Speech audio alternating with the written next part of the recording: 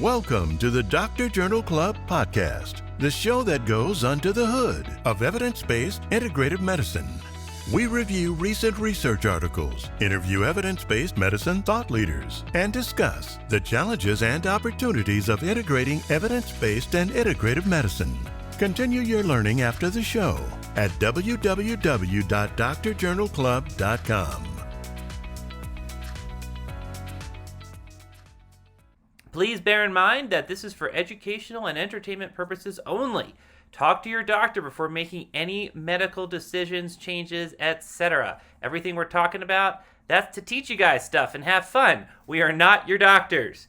Also, we would love to answer your specific questions. On drjournalclub.com, you can post questions and comments for specific videos, but go ahead and email us directly at josh@drjournalclub.com. That's josh@drjournalclub.com. Send us your listener questions and we will discuss it on our pod.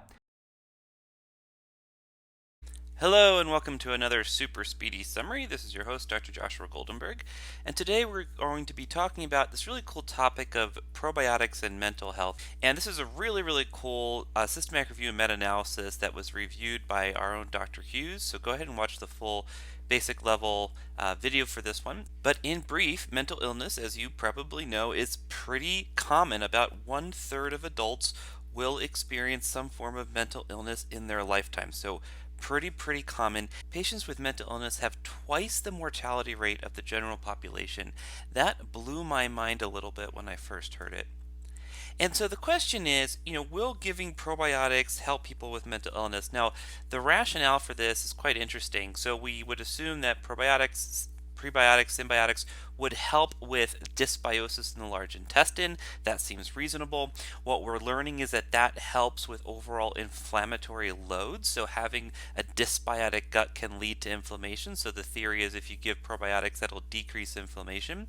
We also have evidence that inflammation can actually damage neural tissues themselves, and that may have impacts on mental illness and manifest in that way. So this is the proposed mechanism, and what's really cool about this study is they meta-analyzed data not just from the patient-reported outcome of mental illness and the symptoms therein, but also all along this pathway, right? So what was the evidence that inflammatory load was decreasing? What was the evidence that antioxidant load was decreasing, etc.? So like I said, systematic review and meta-analysis, they found 12 randomized controlled trials. They had a very broad screen. They were looking for any mental health illness, but they were really only able to find for depression. There just wasn't enough research out there yet. This is a very new field. And what did they find? So what they found was when meta-analyzed together, probiotics and symbiotics are associated with a significant reduction in depression as measured with the HAM-D. They did not see a significant reduction with the Beck's depression inventory. Reductions in inflammation, as they saw with CRP, a relatively large impact on CRP and a smaller impact on TNF-alpha, and reduction in oxidative stress in some but not all markers. So very interesting study. Go ahead and watch the basic level video where Dr. Hughes really walks you through in very nice detail, including some important background, the results of this meta-analysis. If you enjoy this podcast, chances are that one of your colleagues and friends probably would as well. Please do us a favor and let them know about the podcast.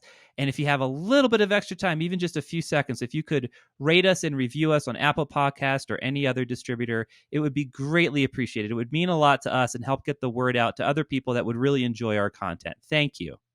Hey, y'all, this is Josh. We talked about some really interesting stuff today. I think one of the things we're going to do that's relevant, there is a course we have on Dr. Journal Club called the EBM Boot Camp that's really meant for clinicians to sort of help them understand how to critically evaluate the literature, et cetera, et cetera. Some of the things that we've been talking about today. Go ahead and check out the show notes link. We're going to link to it directly. I think it might be of interest. Don't forget to follow us on social and interact with us on social media. At Dr. Journal Club, Dr. Journal Club on Twitter. We're on Facebook, we're on LinkedIn, et cetera, et cetera. So please reach out to us. We always love to talk to our fans and our listeners. If you have any specific questions you'd like to ask us about research, evidence, being a clinician, et cetera, don't hesitate to ask. And then, of course, if you have any topics that you'd like us to cover on the pod, please let us know as well. Thank you for listening to the Doctor Journal Club podcast, the show that goes under the hood of evidence-based integrative medicine. We review recent research articles, interview evidence-based medicine thought leaders, and discuss the challenges and opportunities of integrating evidence-based and integrative medicine. Be sure to visit www.drjournalclub.com to learn more.